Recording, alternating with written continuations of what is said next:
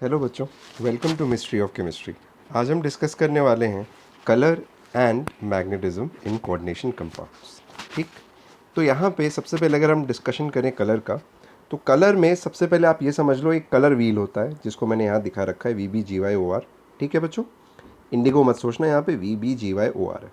ठीक, अब यहाँ पे होता क्या है, सबसे पहले तो आप ये समझो there is something called principle of complementarity. Right, principle of complementarity क्या कहता है? ये कहता है whatever color you observe is complementary to the color that is being absorbed। तो जो कलर एब्जॉर्ब होता है आप उसका कॉम्प्लीमेंट्री कलर देखते हो। मतलब जो अभी हमें विजिबल है वो कलर है जो कि एब्जॉर्ब नहीं हुआ, जो एब्जॉर्ब हो गया वो रह गया, तो उसका कॉम्प्लीमेंट्री हमें दिखता है। अब कैसे पता लगाते हैं? बहुत सिंपल तरीका है बच्चों। वॉयलेट एब्जॉर्ब होगा तो आप डायगनली अपोजिट चले जाओ, येलो दिखेगा। ब्लू एब्जॉर्ब होगा तो आपको ऑरेंज दिखेगा। ग्रीन एब्जॉर्ब होगा तो रेड दिखेगा। या वाइस वर्सा भी ट्रू है कि रेड एब्जॉर्ब होगा तो ग्रीन दिखेगा, ब्लू एब्जॉर्ब होगा तो ऑरेंज दिखेगा, वॉयलेट एब्जॉर्ब होगा तो येलो दिखेगा।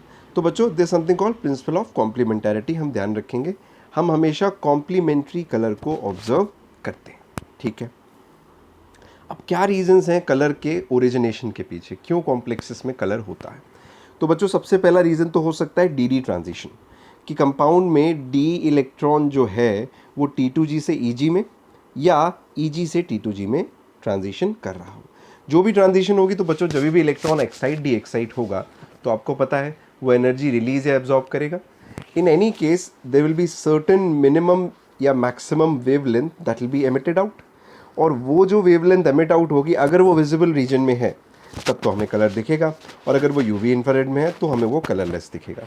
तो बच्चों एक रीज़न तो हो सकता है डी इलेक्ट्रॉन का ट्रांजिशन T2G से EG में या EG से T2G में। पर ध्यान ये रखना है कि ऐसे केसेस में वेकेंट ऑर्बिटल की अवेलेबिलिटी ज़रूरी है। अब बच्चों मान लो इलेक्ट्रॉन जो है वो यहाँ पे भी होता। ठीक, अब मान लो ये सिनेरियो होता कि यहाँ पे भी इलेक्ट्रॉन है, यहाँ पे भी इलेक्ट्रॉन है, यहाँ पे भी इलेक्ट्रॉन है, यहाँ पे भी इलेक्ट्रॉन है। तो बच्चे ऐसे सिनेरियो में ना इलेक्ट्रॉन ट्रांजिशन तो कर सकता है पर उसे अपनी स्पिन चेंज करनी पड़ सकती है, और स्पिन चेंज करने की वजह से कुछ खासा इंटेंसिटी दिखती नहीं है। अभी मैं आपको रूल्स भी बताऊंगा कलर के। अब फिलिंग कंप्लीटली फिल का मतलब क्या हुआ? मान लो ये भी फिल है, ये भी फिल है, ये भी फिल है, ये भी फिल है, तो बच्चों ऐसे सिनेरियो में तो ट्रांजिशन पॉसिबल ही नहीं है ना। तो इसीलिए वेकेंट ऑर्बिटल का होना ज़रूरी है ताकि इलेक्ट्रॉन ट्रांजिशन करने के बाद उस वेकेंट ऑर्बिटल में जाके रह पाए। ठीक है, ओके, तो there must be a presence of vacant orbital. और ध्यान रखेंगे बच्चों इसी वजह से D0 जो जिसमें इलेक्ट्रॉन है ही नहीं, और D10 जो कि कंप्लीटली फिल्ड है वो कभी भी DD ट्रांजिशन शो नहीं करता। इसकी वजह से आप कह सकते हो कि D10 और D0 में DD ट्रांजिशन नहीं होता, इसलिए वो ऑलमोस्ट क्या होते हैं? कलरलेस या वाइट होते हैं। ठीक है, तो पहला रीज़न हो गया बच्चों DD ट्रांजिशन। दूसरा रीज़न हो सकता है बच्चों चार्ज ट्रांसफ़र। चार्ज ट्रांसफ़र पहला हो सकता है लीगेंड टू मेटल, मतलब लीगेंड से मेटल में चार्ज ट्रांसफ़र हो रहा हो। इसका सबसे बेहतरीन एग्जांपल है आपका KMnO4। MnO4- को अगर आप देखो तो Mn कौन से ऑक्सीडेशन स्टेट में है? +7 ऑक्सीडेशन स्टेट में। और +7 ऑक्सीडेशन स्टेट में बच्चों आपको पता है Mn के पास D0 कॉन्फ़िगरेशन होती है, मतलब उसके पास कोई भी इलेक्ट्रॉन नहीं होता। पर आप कहोगे सर फिर भी कलर होता है उसमें। हाँ, क्योंकि दूसरी पॉसिबिलिटी है चार्ज का ट्रांसफ़र। वो कैसे? आप देख सकते हो oxide being electron rich can transfer the electron from itself to manganese. वो ऑक्सीजन से अपने इलेक्ट्रॉन को ट्रांसफ़र कर सकता है मैग्नीज में। ठीक है ना, दैट मीन्स P से D ट्रांजिशन हो रहा है यहाँ पे। और P से D ट्रांजिशन बच्चों अभी हम देखेंगे लेपोर्टे अलाउड होता है या स्पिन भी अलाउड होता है। अब ये लेपोर्टे और स्पिन क्या है वो अभी मैं आपको समझाता हूँ, फिर हम इस एग्जाम्पल पर वापस आएंगे। फिलहाल आप इस एग्जाम्पल को ऐसे देखो कि ये चार्ज के ट्रांसफ़र को इन्वॉल्व कर रहा है। कहाँ से कहाँ चार्ज ट्रांसफ़र हो रहा है बच्चों? चार्ज ट्रांसफ़र हो रहा है ऑक्साइड से मैग्नीज की तरफ। ठीक, और ऑक्साइड से मैग्नीज की तरफ चार्ज ट्रांसफ़र की वजह से हमें ऐसे कॉम्प्लेक्सेस में कलर देखने को मिलता है। इसी के कुछ और भाई भी हैं, पोटेशियम डाइक्रोमेट और पोटेशियम क्रोमेट। आपको पता है दोनों ही केसेस में D0 कॉन्फ़िगरेशन होती है, पर फिर भी यहाँ पे काफ़ी इंटेंस कलर हमें देखने को मिलता है। ठीक है, ओके, अब समझते हैं कि अगर ये नहीं तो और क्या हो सकता है। तीसरा रीज़न हो सकता है बच्चों metal to ligand charge transfer. Metal to ligand charge transfer just उल्टा है। इस केस में क्या होगा? मेटल बड़ा अमीर होगा। आप देख रहे हो जिंक बड़ा अमीर है, D10 कॉन्फ़िगरेशन है। अब आपके हिसाब से D10 में कुछ कलर तो होना नहीं चाहिए था, पर यहाँ पे अगेन मेटल अपने इलेक्ट्रॉन ट्रांसफ़र कर रहा है लिगेंड की तरफ। ठीक, तो मेटल अपने पाई से या सिग्मा से ट्रांसफ़र करता है पाई स्टार में। तो इसीलिए हम इसको पाई टू पाई स्टार ट्रांजिशन भी कहते हैं। तो बच्चों तीसरी पॉसिबिलिटी क्या है कि मेटल अपने इलेक्ट्रॉन लिगेंड में ट्रांसफ़र करे। ये बच्चों तभी होता है जब मेटल के पास इलेक्ट्रॉन रिच हो या उसके पास एक्सेस में इलेक्ट्रॉन्स प्रेजेंट हो। तो 3 रीज़न होते हैं, डी ट्रांजिशन, LMCT और MLCT, depending upon the scenario. अब बच्चों 2 रूल होते हैं जो कि कलर की इंटेंसिटी को गवर्न करते हैं। पहला होता है लेपोर्टे। लेपोर्टे कहता है कि डेल्टा एल अगर +-1 है तो ट्रांजिशन अलाउड है, वरना अलाउड नहीं है। +-1 का बच्चों मतलब क्या हुआ, अब S के लिए L की वैल्यू क्या होती है 0, P के लिए L की वैल्यू क्या होती है 1। तो आप देख सकते हो 0 से 1 का मतलब हो गया 1 - 0 +1। तो S to P transition allowed है। Similarly P to D transition भी अलाउड है, क्योंकि यहाँ पे भी डेल्टा L +-1 है। लेकिन P to P और D to D अलाउड नहीं है, क्योंकि डेल्टा L की वैल्यू क्या आ जाएगी दोनों केस में 0। तो बच्चों ऐसे ट्रांजिशन जिसमें डेल्टा L +-1 हो वो अलाउड होते हैं, और अगर ना हो तो वो अलाउड नहीं होते। दूसरा रूल होता है बच्चों स्पिन सिलेक्शन रूल।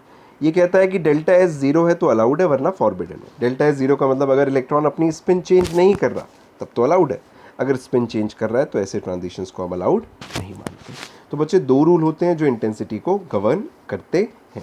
अगर दोनों ही अलाउड है तो बच्चों सबसे इंटेंस कलर मिलेगा, और अगर दोनों में से एक भी अलाउड नहीं है तो थोड़ा कम कलर मिलेगा, और दोनों के दोनों अलाउड नहीं है तो बच्चों आपको ऐसे कॉम्प्लेक्सेस अक्सर कलरलेस मिला करते हैं।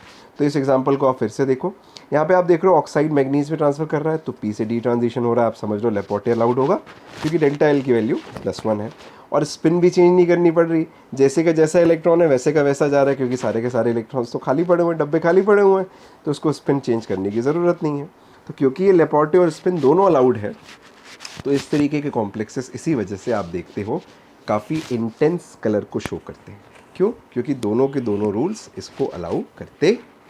ठीक है बच्चों, अब कौन से फैक्टर्स हैं जो कि कलर को इफेक्ट करते हैं? आप सीधे सीधे ऐसे समझो, जो भी फैक्टर्स हमने पढ़े थे डेल्टा O को इफेक्ट करेंगे वो कलर को इफेक्ट करते हैं। आप डेल्टा O को आपको याद होगा, प्रिंसिपल क्वांटम नंबर होता है, ऑक्सीडेशन स्टेट होता है, नंबर ऑफ डी इलेक्ट्रॉन्स भी होते हैं, लिगेंड की स्ट्रेंथ भी होती है, नंबर ऑफ लिगेंड्स भी होते हैं, नेचर ऑफ लिगेंड्स भी होते हैं बच्चों। तो आप बस वापस उस लेक्चर पे एक बार जाके रिवाइज करो, आपको समझ में आ जाएगा। जो भी फैक्टर्स डेल्टा O को इफेक्ट करते हैं वो कलर को इफेक्ट करते हैं। और कैसे? डेल्टा O ज़्यादा है तो बच्चों जो ऑब्जर्व कलर की वेवलेंथ है वो भी ज़्यादा होगी। ध्यान देखें, जो ऑब्जर्व है तो जो डेल्टा O ज़्यादा कैरी करेगा उसकी ऑब्जर्व वेवलेंथ ज़्यादा होगी और एब्जॉर्ब्ड वेवलेंथ कम होगी। ठीक है बच्चों, तो मतलब जैसे जैसे डेल्टा O इंक्रीज़ करेगा वैसे वैसे ऑब्जर्व्ड की वेवलेंथ भी इंक्रीज़ करती चली जाएगी। और डेल्टा O के फैक्टर्स तो आपको पता ही हैं, तो डेल्टा O बड़ा, ऑब्जर्व्ड वेवलेंथ बड़ी, एब्जॉर्ब्ड वेवलेंथ क्या हो जाएगी बच्चों? कम हो जाएगी। ठीक है, दूसरा है हमारा मैग्नेटिज्म। मैग्नेटिज्म बच्चों आपको पता होता है हम स्पिन ओनली मैग्नेटिज्म की बात करते हैं, जिसमें सिर्फ हम स्पिन के कंट्रीब्यूशन को लेते हैं, एंगुलर कंट्रीब्यूशंस को हम यहाँ पे नहीं लेते हैं, ऑर्बिटल के एंगुलर मोमेंटम की बात यहाँ पे हम नहीं करते हैं। स्पिन ओनली का फॉर्मूला क्या होता है बच्चों? n×n+2 bore magneton. ठीक है, और n क्या होता है यहाँ पे? नंबर ऑफ अनपेयर्ड इलेक्ट्रॉन, मतलब उस कॉम्प्लेक्स के पास कितने अनपेयर्ड इलेक्ट्रॉन हैं। बच्चों ध्यान देंगे, हम अनपेयर इलेक्ट्रॉन हमेशा कोशिश करेंगे CFT से निकालने की, वही सही तरीका है। हम अक्सर क्या करते हैं, VBT लगा देते हैं, जिसकी वजह से हमारे ये सवाल गलत हो जाते हैं। ठीक है ना, तो CFT से हम इलेक्ट्रॉन फिल करेंगे और फिर देखेंगे कितने अनपेयर इलेक्ट्रॉन हैं। पर हाँ, आपको लीनियंसी है टेट्राहेड्रल कॉम्प्लेक्सेस में या ऐसे कॉम्प्लेक्सेस में जिसमें लीगेंड वीक है। तो अगर लीगेंड वीक हो और कॉम्प्लेक्स या तो टेट्राहेड्रल हो, दोनों में से कोई भी सिनेरियो हो, तो ऐसे केस में आप VBT से नंबर ऑफ अनपेयर इलेक्ट्रॉन निकाल सकते हो। तो बहुत बार आप देखते हो आपका आंसर सही आता है और बहुत बार आपका आंसर गलत भी आता है। वो इसलिए क्योंकि अगर टेट्राहेड्रल और वीक फील्ड है तब तो कोई दिक्कत नहीं, आप अनपेयर इलेक्ट्रॉन डायरेक्टली निकाल सकते हो, वरना अक्सर कोशिश किया करो CFT से नंबर ऑफ अनपेयर इलेक्ट्रॉन निकालने का। तो नंबर ऑफ अनपेयर इलेक्ट्रॉन की वैल्यू पुट करो, आपको आंसर मिल जाएगा। कैसे? अब अनपेयर इलेक्ट्रॉन अगर है तो बच्चों हमें पता है वो पैरामैग्नेटिक होगा, और नहीं है तो डायामैग्नेटिक होगा, यह सबको पता है हमें। अब मान लो म्यू की वैल्यू वो उसने हमें दे रखी है √15, तो मैं कह सकता हूँ क्योंकि √n×n+2 के हिसाब से n कितना आ जाएगा? 3 इलेक्ट्रॉन।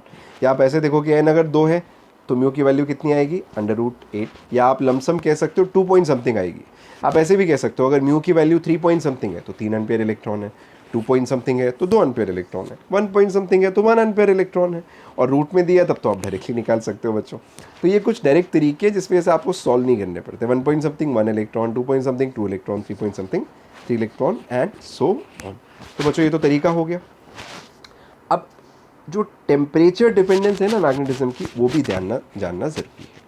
क्यूरे ने कहा था कि सीधे सीधे काय जो है वो C/T होता है, जिसको आगे जाके वेस ने करेक्ट किया था, इसको हम क्यूरे वेस लॉ कहते हैं। तो उसने कहा था नहीं भैया इतना ज़्यादा चेंज नहीं होता, उसमें -θ एक और कंट्रीब्यूशन होल्ड करता है। पर फिलहाल हमारे लिए ज़रूरी ये है कि जो काय है, जो मैग्नेटिक ससेप्टिबिलिटी है, वो टेम्परेचर के इन्वर्सली प्रोपोर्शनल होती है।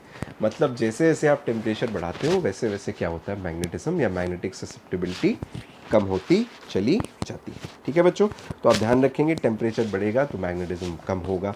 तो आप देख सकते हो टेम्परेचर का अगर काय पे इफेक्ट देखो डायमैग्नेटिक, तो बच्चों डायमैग्नेटिक तो मैग्नेटिज्म होल्ड ही नहीं करता ना, तो इसकी वजह से आप देखोगे एक पैरेलल लाइन दिख रही है क्योंकि उसमें किसी तरीके का कोई मैग्नेटिज्म नहीं है। जबकि मैग्नेटिज्म में आप देख सकते हो कि अगर टेम्परेचर इंक्रीज करते हो तो विद इंक्रीज इन टेम्परेचर आपको एक डिक्रीज शो हो रहा है मैग्नेटिज्म में। ठीक, और वो बहुत नॉर्मल है क्योंकि क्यूरे ने हमें बताया था कि टेम्परेचर बढ़ाने पे मैग्नेटिज्म डिक्रीज करता है।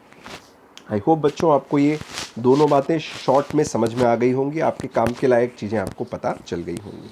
मैंने यहाँ पे कुछ एग्जांपल्स जोड़ रखे हैं प्रीवियस ईयर के, वो समझते हैं। ठीक है ना, वैसे तो मैं सारे क्वेश्चंस को लास्ट में प्रैक्टिस कराऊंगा जितने भी कोऑर्डिनेशन से आ रखे हैं नीट में, पर फिलहाल मैंने एक दो एग्जाम्पल्स यहाँ पे लिए। अब यहाँ पे लिखा हुआ एक मैग्नेटिक मूवमेंट दिया 1.73, तो यहाँ से छूटते ही पता चल जाता है कि अपने पास कितने अनपेयर इलेक्ट्रॉन्स हैं बच्चों, एक अनपेयर इलेक्ट्रॉन है, तो we have one unpair electron. अब वो पूछ रहा है इसमें से कौन सा कॉम्प्लेक्स है, तो बस आप ये देखो कि इसमें से कौन से कॉम्प्लेक्स में एक अनपेयर इलेक्ट्रॉन हो सकता है। निकल साइनाइड 2-, तो आप देखो निकल में साइनाइड 2- में निकल का ऑक्सीडेशन स्टेट क्या है बच्चों, +2। +2 का मतलब क्या हो गया बच्चों, D8। अगर आप D8 की बात करोगे तो VBT से देखो। ठीक है बच्चों, अगर आप VBT से ड्रॉ करोगे तो आप कैसे ड्रॉ करोगे, 1 2 3 4 5 6 7 8 ऐसे ड्रॉ करोगे। तो बच्चों कितने अनपेयर इलेक्ट्रॉन देखना है आपको, यहाँ पे 2 अनपेयर इलेक्ट्रॉन देख रहे हैं। ठीक है, लेकिन लिगेंड अपना स्ट्रॉन्ग है ना, स्क्वायर प्लेनर कॉम्प्लेक्स है, तो अपन ऐसा काम नहीं करते हैं। ठीक है ना, तो अपन क्या करते हैं इसमें यहाँ पे CFT से ड्रॉ कर सकते हैं, पर स्क्वायर प्लेनर कॉम्प्लेक्सेस में अगर आप CFT बनाने चले तो आपको तो पता है यहाँ पे बहुत दिक्कत होने वाली है। तो मेरा सजेशन बच्चों यहाँ पे ये है कि आप स्क्वायर प्लेनर के केस में भी VBT इस्तेमाल कर सकते हो, मतलब आप डायरेक्टली यहाँ पे number of unpaired electron square planar का डायरेक्टली निकाल सकते हो। पर आप चाहो तो यहाँ पे CFT का भी इस्तेमाल कर सकते हो, कोई नीड नहीं है बच्चों। स्क्वायर प्लेनर की CFT आपको पता है कॉम्प्लेक्स होती है, उसको यूज़ कभी नहीं कराएगा। तो यहाँ पे हमने देखने को मिला था कि D8 कॉन्फ़िगरेशन होने की वजह से इसके पास कितने अनपेयर इलेक्ट्रॉन होंगे बच्चों, 2 अनपेयर इलेक्ट्रॉन होंगे, हाँ है ना। या अगर आप प्रॉपर VBT इसमें अप्लाई करोगे तो साइनाइड अंदर की तरफ जाएगा, तो अगर आप देखोगे साइनाइड पेयरिंग कराएगा और पेयरिंग कराने के बाद तो एक भी अनपेयर इलेक्ट्रॉन नहीं बचेगा। तो दोनों ही सिनेरियो में अपने पास एक अनपेयर इलेक्ट्रॉन नहीं बच रहा, या तो 2 बचेंगे और क्योंकि साइनाइड स्ट्रॉन्ग है तो वो पेयरिंग करा देगा, और पेयरिंग कराएगा तो अपने पास 0 अनपेयर इलेक्ट्रॉन बचेंगे। TiCl4, तो बच्चों टाइटेनियम जो है वो +4 ऑक्सीडेशन स्टेट होल्ड कर रहा है। आप ज़रा ध्यान देंगे, स्कैंडियम टाइटेनियम के पास आउटर मोशन में कितने इलेक्ट्रॉन्स होते हैं बच्चों, 4। चारों के चारों तो लूज़ कर दिए उसने, तो अपने पास D0 कॉन्फ़िगरेशन हो गई। इसका मतलब ये भी पॉसिबल नहीं है। COCl6 4-, ये कितना हो गया अपना, कोबाल्ट कौन से स्टेट में, +2 स्टेट में। तो बच्चों कोबाल्ट +2 स्टेट में क्या होल्ड करता है, D7 कॉन्फ़िगरेशन होल्ड करता है। तो 1 2 3 4 5 6 7, ठीक है बच्चों, ये हो गया हमारे 7 इलेक्ट्रॉन्स जो कि कोबाल्ट अपने यहाँ पे होल्ड कर रहा है, राइट। अब यहाँ पे हम समझते हैं बच्चों, यहाँ पे 7 इलेक्ट्रॉन के बाद अपने पास कितने अनपेयर इलेक्ट्रॉन बचे हैं, कितने बचे हैं बच्चों, 3। या तो आप ऐसे देख लो, लेकिन प्रॉपर तरीका क्या है, VBT अप्लाई करते हैं। तो 6 लिगेंड, 6 जो क्लोरीन है वो क्या अंदर वाले घर को ऑक्यूपाई करेंगे, बिल्कुल नहीं करेंगे। वीक हैं तो बाहर वाले घर को ऑक्यूपाई करेंगे। तो इसका मतलब यहाँ पे तीनों के तीनों इलेक्ट्रॉन क्या रह जाएंगे, अनपेयर रह जाएंगे। लेकिन अपने को कितने चाहिए अनपेयर इलेक्ट्रॉन बच्चों, 1 अनपेयर इलेक्ट्रॉन चाहिए। तो मैं कह सकता हूँ COCl6 में क्योंकि 3 अनपेयर इलेक्ट्रॉन है तो ये भी पॉसिबल नहीं हो पाएगा, ठीक है, ओके। तो और क्या हो सकता है, लास्ट है आपका कॉपर अमीन 4-2+। तो आप बच्चों यहाँ देख लो D9 कॉन्फ़िगरेशन है, 1 2 3 4 5 6 7 8 9, ठीक है। और बच्चों आपको पता है मैंने कॉपर अमीन आपको अलग से पढ़ाया है, ये sp2d होता है, ये इलेक्ट्रॉन अनपेयर्ड रह जाता है और हमारा काम यहाँ से हो जा रहा है क्योंकि हम इसकी VBT पढ़ चुके हैं। तो हमें पता है ये एक इलेक्ट्रॉन यहाँ पे अनपेयर्ड रह जाएगा और हमें कितना चाहिए था अनपेयर्ड, 1। तो मैं कह सकता हूँ yes, 4th is the correct answer. तो yes, I can say confidence से that fourth is the correct answer. बच्चों मैंने आपको डिटेल में समझाया, अगर आप खुद से करोगे मन ही मन में तो लाइट की स्पीड से हो जाएगा ये क्वेश्चन, आपको कोई टेंशन लेने की ज़रूरत नहीं। तो इस तरीके से हम इन क्वेश्चंस को अप्रोच करते हैं। आई होप बच्चों आपको ये बात यहाँ पे समझ में आई होगी। एक और सवाल उठा लेते हैं। अभी हमसे कह रहा है कि एक सेकंड, तो बच्चों ये एक सवाल मैंने यहाँ पे ऐड किया, गलती से वो दूसरा भी सेम सवाल ऐड हो गया, पर आई होप आपको ये सवाल जो है समझ में आया होगा, आपको ये समझ में आया होगा ये अप्रोच कैसे करना है इन तरीके के क्वेश्चंस को। और जैसे कि मैंने आपसे कहा है लास्ट में अपन सारे के सारे क्वेश्चंस जो हैं प्रीवियस ईयर के इस चैप्टर के डिस्कस करेंगे वन बाय वन, मतलब मैक्सिमम जितने वेरिएशंस हो सकते हैं हम यहाँ पे उसको डिस्कस कर लेंगे, उसकी आपको टेंशन लेने की ज़रूरत नहीं है। फिलहाल आप फंडा समझो, और एक क्वेश्चन मैंने इसलिए लिया ताकि आप थोड़ा बहुत उसको अप्लाई करना भी सीखो। बाकी हम जितने भी फंडे यहाँ पे पढ़ेंगे लास्ट में मैं आपको क्वेश्चंस में उसको वन बाय वन अप्लाई करके दिखा दूँगा।